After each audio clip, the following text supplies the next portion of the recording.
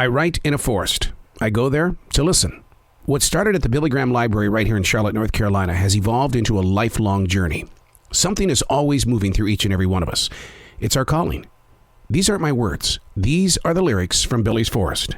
Chapter number 311, May 1st, 2022. Feeling the slight chill of a spring breeze, the way it touches you, the way we embrace it. It's almost as if the trees, the slow-paced stream, wild grasses, and all other keepers of this forest are communicating.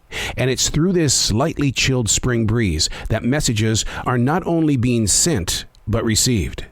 A single tree in someone's front yard can be the melody needed to reach a level of inner peace.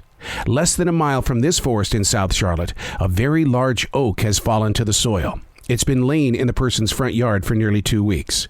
It looks like an eyesore to many, but spiritually speaking, we know it's feeding other things nearest the ground. It's a continuation. The human wasn't here when the tree was just a seedling. Just up the street is another fallen tree. It's all cut up, but not taken away. Again, the community sees it as a black eye. And yet, if you look even closer, there's plenty of new life growing around it. As humans, are we in the way? I'm pretty sure God's other creations aren't so judgmental. I like a fallen tree because inside the spiritual journey, you know that there are little bugs. There are little things that other animals come up to and they grab it and they store it inside their own body for energy.